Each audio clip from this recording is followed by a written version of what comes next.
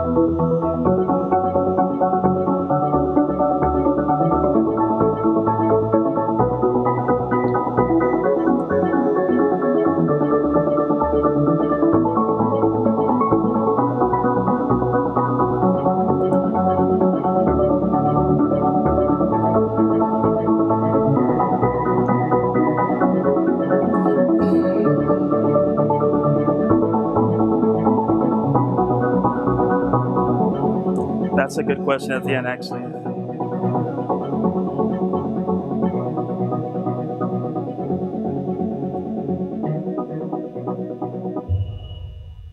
I'm also interested in the universal basic income, but that's a whole nother conversation. So, all right, next. All right, so Albania. I want to build a powerful narrative for Albania, right? You're going to like this, these next two slides, actually. What you guys have is you're the underdog, right?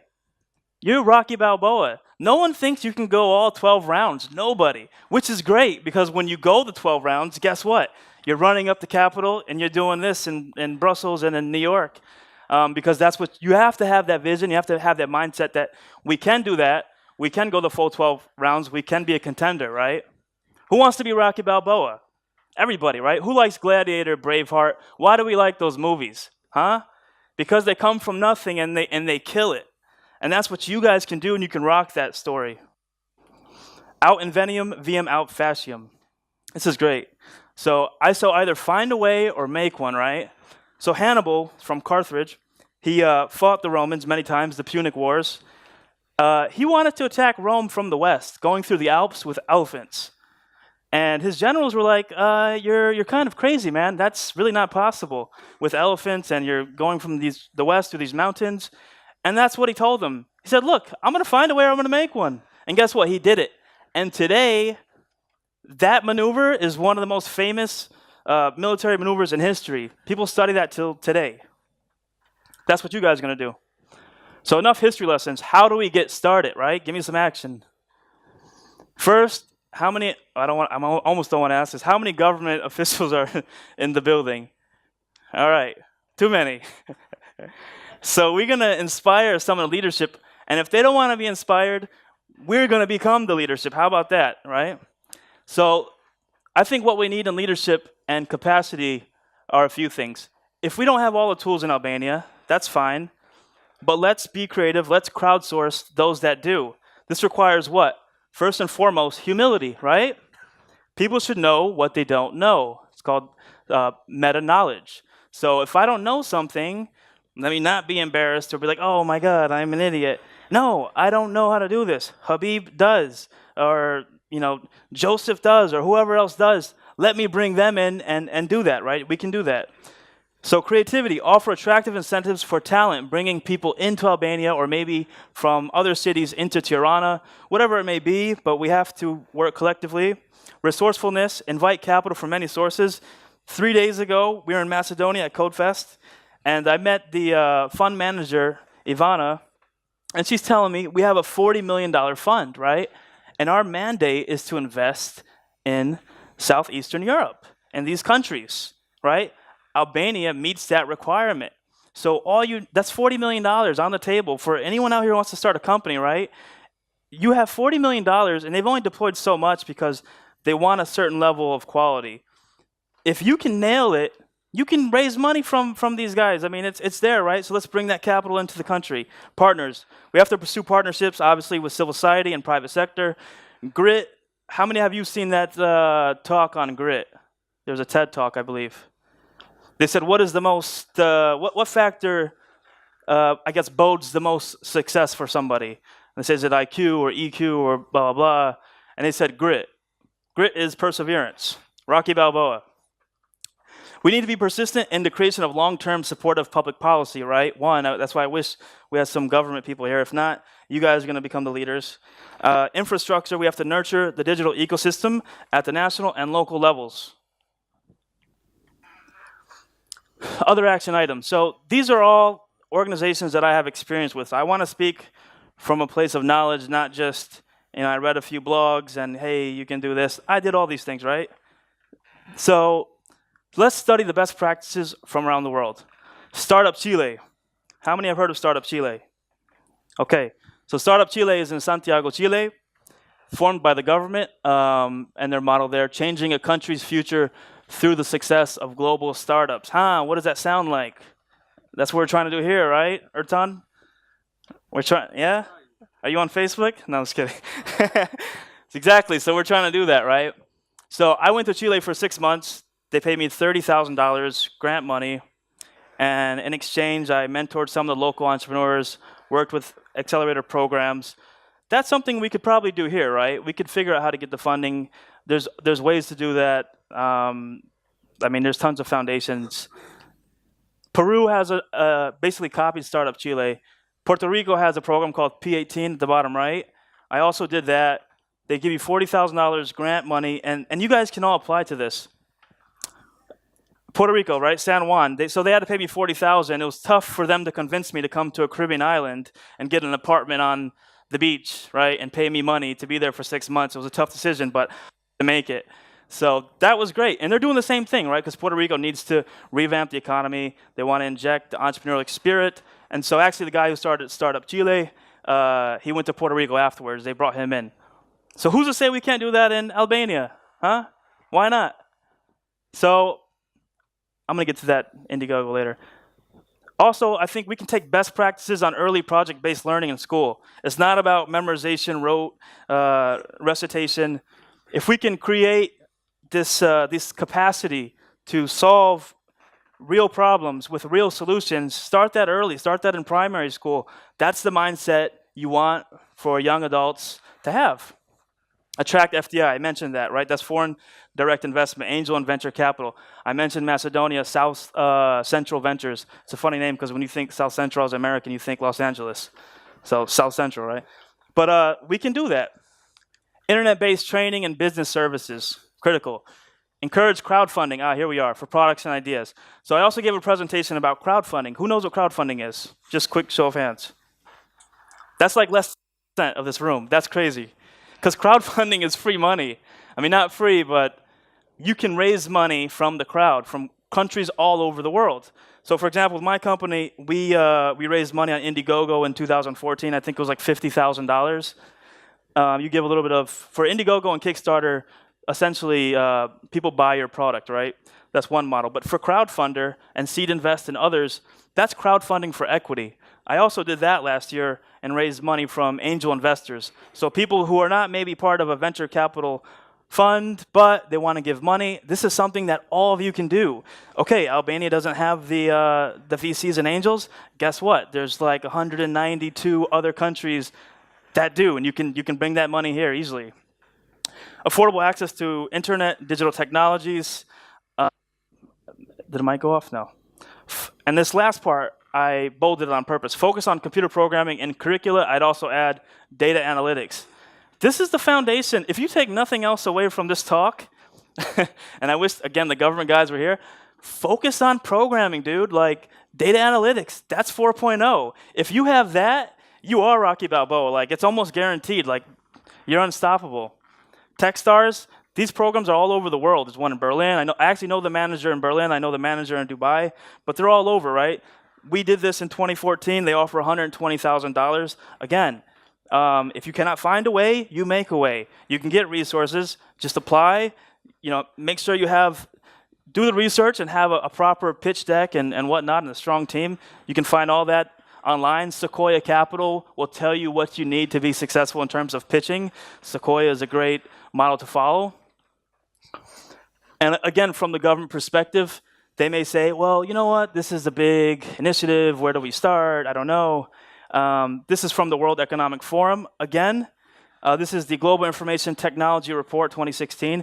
It's showing the top movers on the left. So people who are making progress. Look at Italy. They moved up 10 spaces. Slovak Republic, Kuwait, Lebanon, South Africa, Cote d'Ivoire, Ethiopia. So what's stopping us from looking at their best practices, or hey, you know what, going to their embassy and saying, you know what, we are proud of what you did as one of our neighbors, and we want to do something similar. We would like you as a consultant, or we'd like to at least study, as a case study, your progress, and then take that. Again, you have to be humble for that, right? That's humility. But this is, why not find a template and best practices and use them. On the right, we see which governments are the most tech savvy. Obviously, Singapore, UAE, Bahrain, Korea, Qatar, and so forth. Again, you can take best practices. It's not going to be a cut and paste, but that's fine. Maybe 1 out of 3 chapters or whatever will cross over. How can I personally help? And I put this out as a reference. So my family's in Michigan. I'm based out of California, but I go to Michigan often. So direct access to Albanian diaspora in the US. I don't know if you know this, but less than 20 minutes from my house, I took this picture. This is the Albanian Islamic Center. They built that in 1963. So like in high school, I had Albanian American friends, right? The community is established. And I think I saw, where's it at? These guys, Albanian American Development Foundation. I'm not sure what they do, but I could also I'm sure I do a lot of good stuff, but I could intro you to a lot more people. In the early stages of exploring the creation of a venture fund focused on the region, so something small, maybe like 10 to 20 million. Love to bring it here. I'm a student of Dr. Gary Fields at Cornell. He's the 2014 winner of the IZA Prize in Labor Economics given in Germany. That's a top award in that space. If I can make a connection to any of these people, I'm happy to do so. Also, as I mentioned, alum of Techstars, Startup Chile, and Parallel 18, top global startup accelerators. Lastly, I'm connected to the Libyan Investment Authority. That's a $70 billion with a B sovereign wealth fund. Libya created it in 2007. My dad is from Libya. My mom's American, so I have one foot in both doors. Someone mentioned immigrant kids. That's me. I'm hungry. So if I can help you with any of these opportunities, let me know. This is my contact information. And let's do it. Let's be rocky. I'm ready to go all 12 with you guys. Thank you. Okay, thank you.